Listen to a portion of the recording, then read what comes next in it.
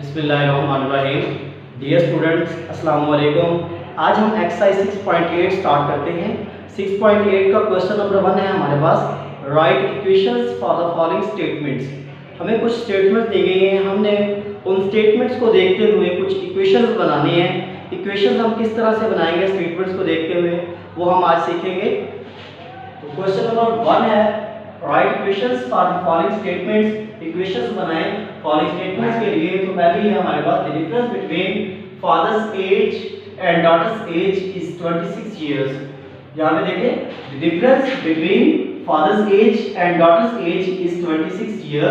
तो हम यहां पे क्या करेंगे, लेट करते हैं, let father's age is equal to father's age is equal to x and daughter's age is equal to y। यहां पे देखिए, father's age and daughter's age, तो हमने लेट किया फादर्स एज x है एंड डॉटर्स एज y है। अब according to condition difference between father's age and daughter's age is 26 years. तो according to condition, according to the condition, condition जो यहां पर है वो है डिफरेंस। डिफरेंस कहते हैं सब्ट्रैक्ट करने को। अब किस चीज को सब्ट्रैक्ट करेंगे, डिफरेंस लेना है हमें between father's age and daughter's age. और फादर्स की एज यहां पे क्या है, x minus daughter's age y is 26 year is equal to 26। तो ये हमारे पास इसकी इक्वेशन आ जाएगी, x minus y is equal to 26। Again देखें, father's age and daughter's age, father's age हमने लेट की x है, डॉटर्स एज y है। According to the condition difference लेना है, तो डिफरेंस सब्ट्रैक्ट करने को कहते हैं। तो फादर्स एज में से डॉटर्स एज माइनस की, तो ये इक्वल टू 26 है। तो ये हमारे पास इसका आंसर है। हमने इक्वेशन बनानी थी स्टेटमेंट्स को देखते हुए, स्टेटमेंट्स को देखते हुए जब इक्वेशन बनाई तो इक्वेशन हमारे पास बनती है x minus y is equal to 26। इसके बाद the price of 6 biscuits is equal to the price of 1 chocolate. Price of 6 biscuits यहां पे भी लेट करते हैं, लेट प्राइस ऑफ बिस्किट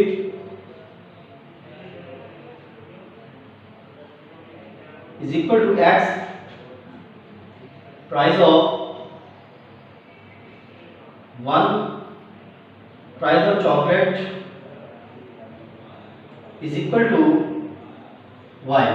अब कंडीशन ये है, 6 बिस्किट्स है हमारे पास। अगर एक बिस्किट है x, तो 6 बिस्किट्स हम कैसे फाइंड करते हैं, 6 multiply by x, 6 multiply by x। तो according to condition, according to the condition के मुताबिक अगेन देखिए, the price of 6 biscuits is equal to the price of 1 chocolate।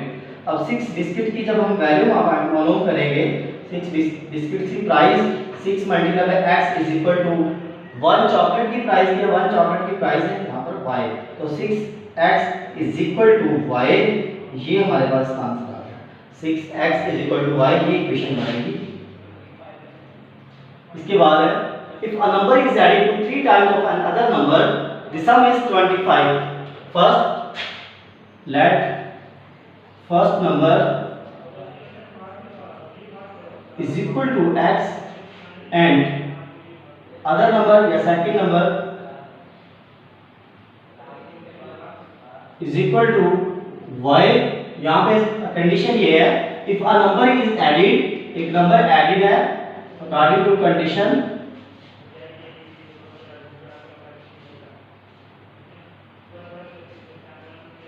If a number is added, a number first number को add कर रहे हैं, plus if a number is added add to 3 times of another number.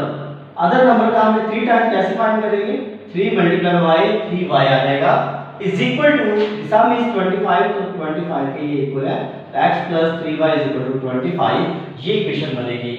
4 है, the division of sum of two numbers by their difference is equal to 1।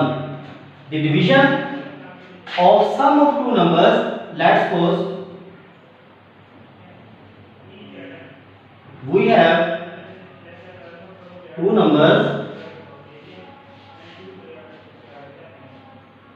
two numbers x and y, हमारे पास दो number हैं x and y। तो condition ये है division of sum of according to the condition है हमारे पास the division of sum of two numbers. पहले हम सम कर लेते हैं दो नंबर्स को x प्लस y, ऐसे ही डिवीजन बाय देयर डिफरेंस आता है x minus y is equal to 1 के इक्वल है। अगेन देख ले sum of two number, division of sum of two numbers, हमने दो नंबर्स को सम किया बाय देयर डिफरेंस लिया x माइनस y और डिवाइड भी किया इनको इज इक्वल टू 1, तो ये 1 के इक्वल है, तो ये हमारे पास इक्वेशन आ जाएगी। इसके बाद है question number 2, find two solutions for the equation हमें दी गई है, हमने इसके टू सॉल्यूशन फाइंड करने हैं। तो इसमें हम ऐसा करेंगे कि एक वैल्यू जो है वो खुद अज्यूम करेंगे, फर्ज करेंगे, जहां पर let y is equal to 0 या y इज इक्वल टू 1 यहां पर ले सकते हैं, y इज इक्वल टू 2 ले लें, y इज इक्वल टू 3 ले लें, कोई भी ले लें यहां पर। तो हमारे पास x की वैल्यू क्या आएगी, वो ऑर्डर पेयर की फॉर्म में हम लिख देंगे, x और y एक पॉइंट की शक्ल में लिख देंगे, तो वो हमारे पास इस इक्वेशन का सॉल्यूशन होगा। तो यहां पर हमने लेट किया y इज इक्वल टू 1, तो y 1 के लिए हम देखते हैं 2x plus 1 is equal to 3, y की जगह पे हमने क्या किया 1 रिप्लेस कर दिया, तो 2x plus 1 is equal to 3।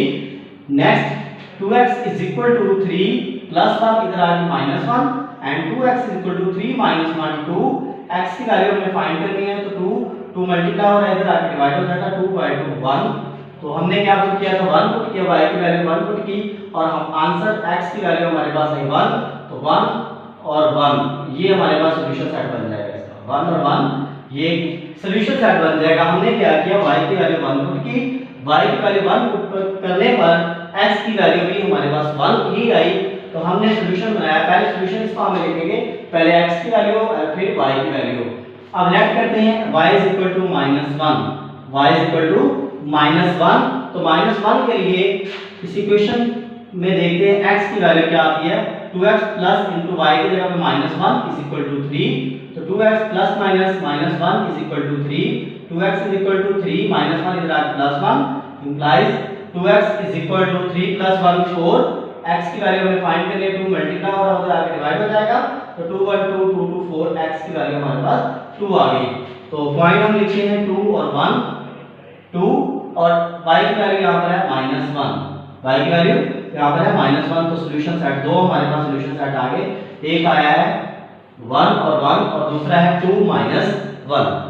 1 और 1 कैसे आया अभी कि इसमें हमने y की वैल्यू पुट की 1, y की वैल्यू आप कोई भी पुट कर सकते हैं, उसके लिए जो x का जवाब आएगा वो आपने इस फॉर्म में लिख देना, पहले x की वैल्यू फिर y की वैल्यू। तो यहां पर मैंने पुट की y इज इक्वल टू 1, तो 1 जब पुट की तो x की वैल्यू क्या आई, 2x plus 1 is equal to 3 plus 1 इधर आके -1, 3 -1 2, अब 2x के साथ मल्टीप्लाई हो रहा है, इधर आके डिवाइड हो जाएगा, 2 बाय 2, 2 को जब 2 पर डिवाइड करते हैं तो आंसर आता है हमारे पास 1, तो 1 आंसर आया। तो ऑर्डर पेयर में हम लिखेंगे x और y की शक्ल में लिखेंगे, तो x की वैल्यू यहां पर है 1 और y की वैल्यू भी हमने 1 ही पुट की थी, तो पॉइंट भी हमारे पास बन गया 1 और 1, और ये पॉइंट जो है हमारे पास ये सॉल्यूशन सेट कहलाता है इसका, 1 और 1 इसका सॉल्यूशन सेट है। एक सॉल्यूशन सेट ये आ गया हमारे पास, हमने दो सॉल्यूशन सेट फाइंड करने हैं, फिर हमने लेट के y की वैल्यू जो है वो -1 रखी यहां पर, तो 2x plus into -1, 2x plus y is equal to 3 है, y की वैल्यू हमने यहां पे -1 पुट की इज इक्वल टू 3, -1